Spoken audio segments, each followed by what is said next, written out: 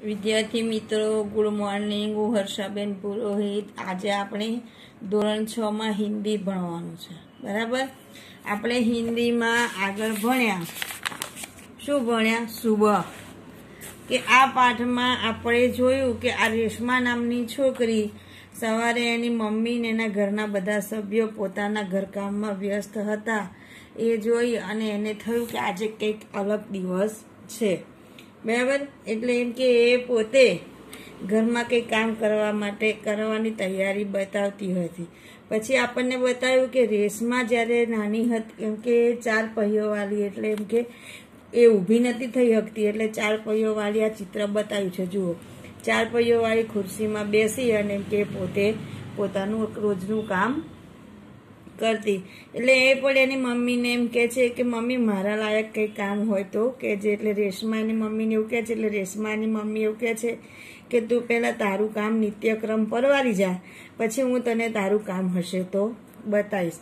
પછી વિદ્યાર્થી મિત્રો, આપણે જોયું કે રેશમાની એની મમ્મી, રેશમા જ્યારે 5 વર્ષની હતી ત્યારે એના પગમાં પોલિયાની તાવ આવ્યો અને એમાંથી એને પોલિયો થઈ ગયો હતો. ત્યારથી એને બિલકુલ બેમાંથી એકેય પગ કામ કરતા નથી, એ આપણે જોયું.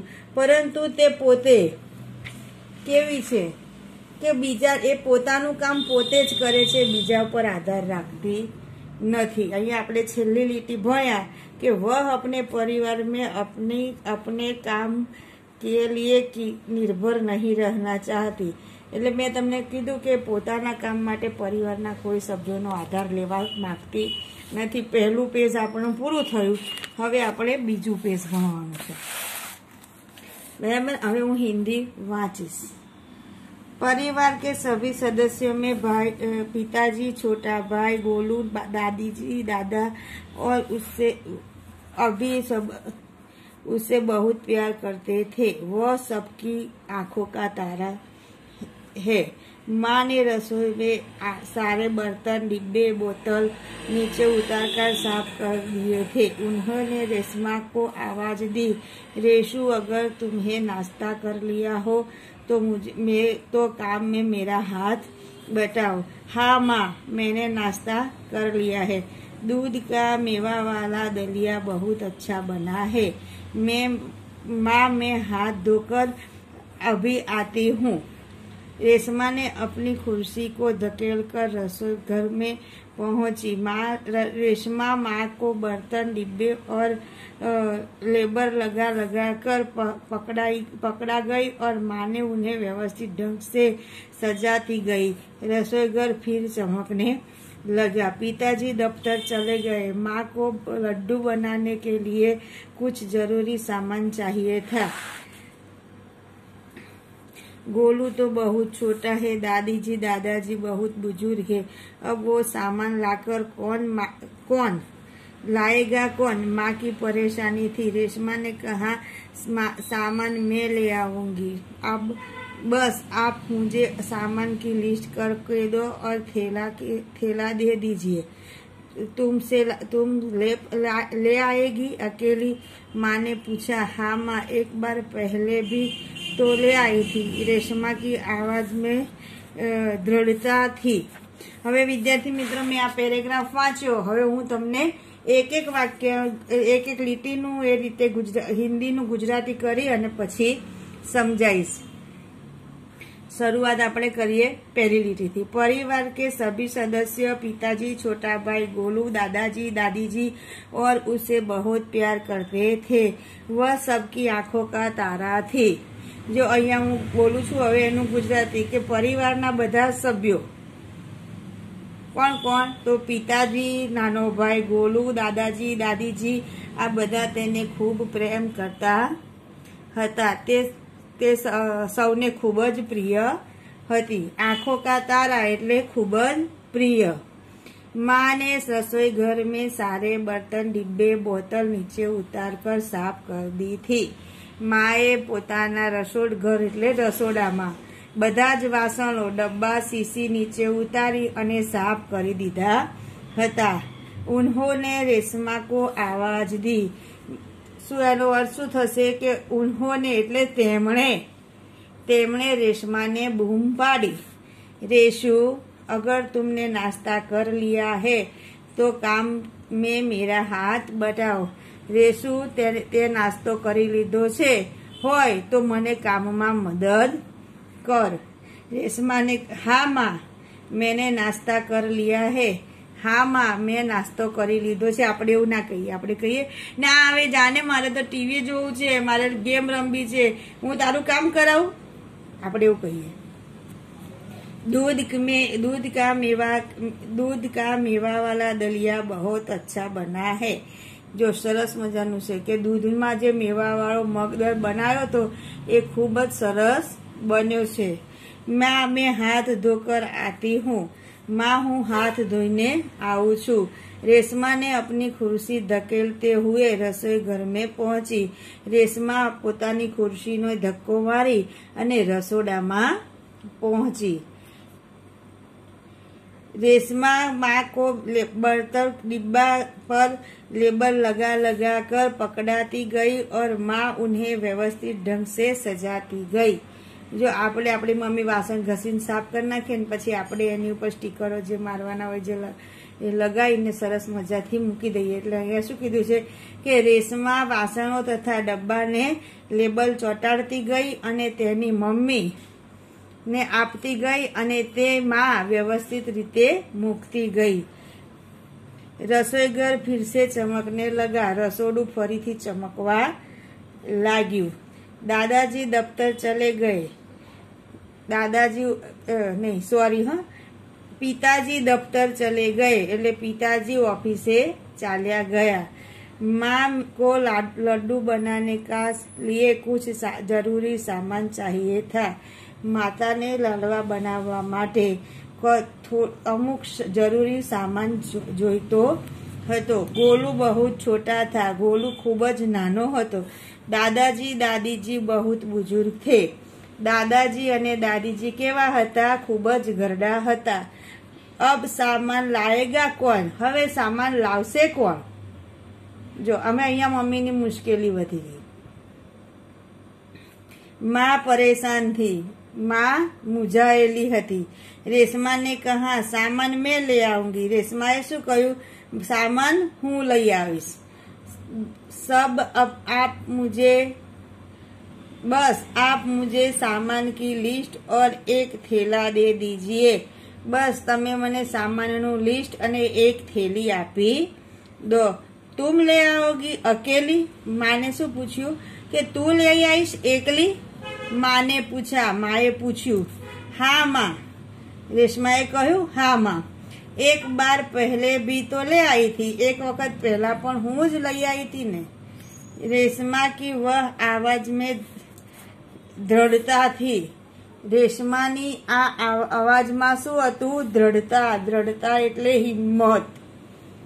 ગુજરાતીમાં એવું કહેવાય। ठीक तो तुम ही ले आओ, लेकिन ध्यान से जाना।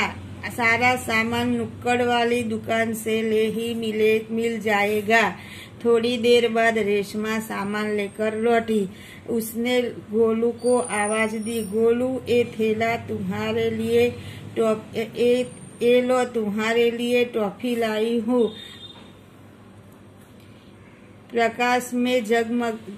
प्रकाश से जगमगाने लगा। नहीं, टॉफी लाई हूँ। गोलू टॉफी पाकर खुशी से उछलने लगा। कुछ ही दिन बीते थे। एक बार शाम को रेशमा का घर दियों से झिलमिल करके प्रकाश से जगमगाने लगा। पूरा मोहल्ला जगमगा रहा था।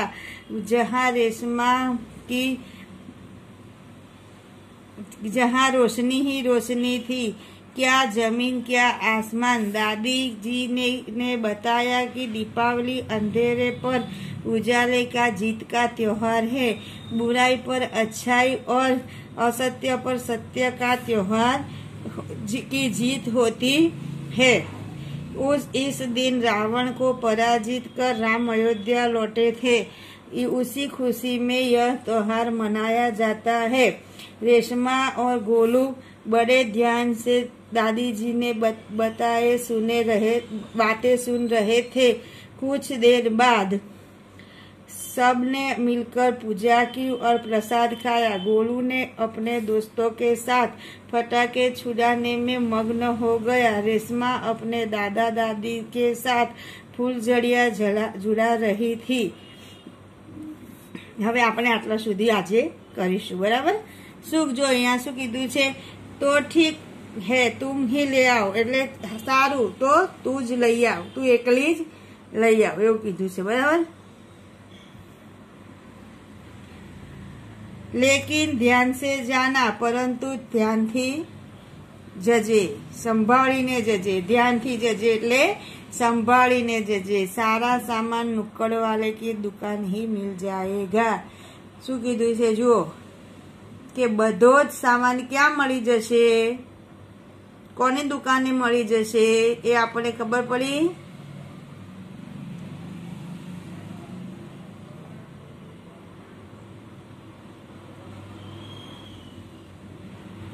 રસ્તામાં એમની જે દુકાન છે, એમની ગલી છે, એ ગલીના છેડે જ નુક્કડવાળી દુકાન એટલે ગલીને ખૂણેથી જ મળી જશે। થોડી देर बाद रेशमा सारा सामान लेकर लौट आई। थोड़ी वार પછી रेशमा બધો જ સામાન લઈને પાછી આવી। उसने गोलू को आवाज दी, तेणे गोलू ने बूम पाड़ी, ए लो तुम्हारे लिए टॉफी लाई हूँ, એટલે તારા માટે હું શું લાવી છું, ટોફી એટલે શું કહેવાય, ચોકલેટ। तारा माटे हूँ चॉकलेट लाई छू। गोलू टॉफी पाकर खुशी से उछलने लगा। गोलू चॉकलेट लईने खुशी मनावा लाग्यो।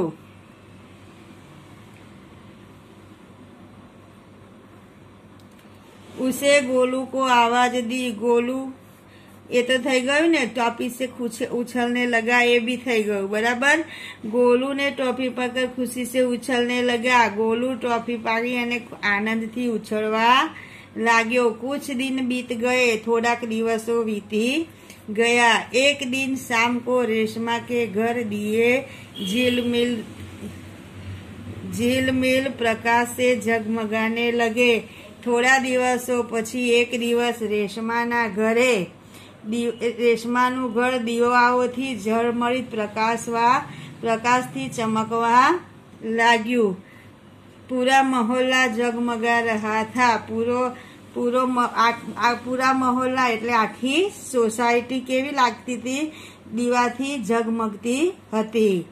जहाँ रोशनी ही रोशनी थी, ત્યાં બધે જ દીવાઓથી રોશની ને રોશની જ એટલે અજવાળું જ અજવાળું હતું। क्या जमीन और क्या आसमान, क्या जमीन पर के आसमान पर बधी ज जग्याए प्रकाश फैलातो हतो। दादी जी ने बताया दीपावली अंधेरे पर उजाले की जीत का त्योहार है। दादी जी ए बताव्यू के दिवाળી શેનો તહેવાર છે, તો અંધારામાંથી અજવાળા વિજય તરફનો, અંધકાર પર પ્રકાશનો વિજયનો તહેવાર છે। પછી જો કેવું સરસ દાદીજી શીખવાડે છે, बुराई पर अच्छाई और असत्य पर सदा सत्य की जीत होती है। तो શું કીધું છે, बुराई એટલે શું થાય વિદ્યાર્થી મિત્રો, ખબર છે? बुराई એટલે ખરાબ કાર્ય। बुराई पर अच्छाई और असत्य पर सत्य એટલે बुराई पर भलाई અને असत्य पर सत्यની હંમેશા જીત થાય छे। इस दिन रावण को पराजित करके राम अयोध्या लौटे थे। आ दिवसे रावण ने पराजित करी अने राम अयोध्या में पाछा फर्या हता। उसी खुशी में यह त्योहार मनाया जाता है। तेनी खुशी में आ आनंद मनावामा आवे छे। रेशमा गोलू बड़े ध्यान से दादी जी की बात सुन रहे थे। रेशमा अने गोलू बहुत ध्यान थी दादी जी नी बातों सांभળી રહ્યા હતા। कुछ देर बाद सबने मिलकर पूजा की और प्रसाद खाया। पूजा की और प्रसाद खाया। थोड़ी वार પછી બધાએ સાથે મળી પૂજા કરી અને પ્રસાદ खातो। गोलू अपने दोस्तों के साथ पटाखे में मग्न हो गया। गोळू तेना મિત્રો સાથે ફટાકડા ફોડવામાં મગ્ન બની ગયો।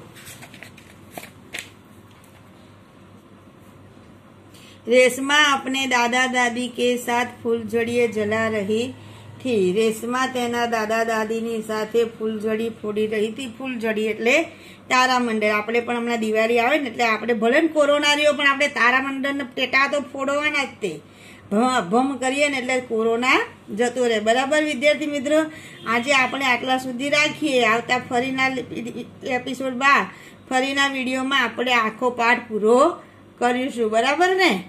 ધ્યાનથી સાંભળ્યો ને? સારું તારે, હા, તબિયત સાચવજો બધા। મૂકું, ચલો આજે આપણે વિડીયો અહીંયા પૂરો કરીએ છીએ।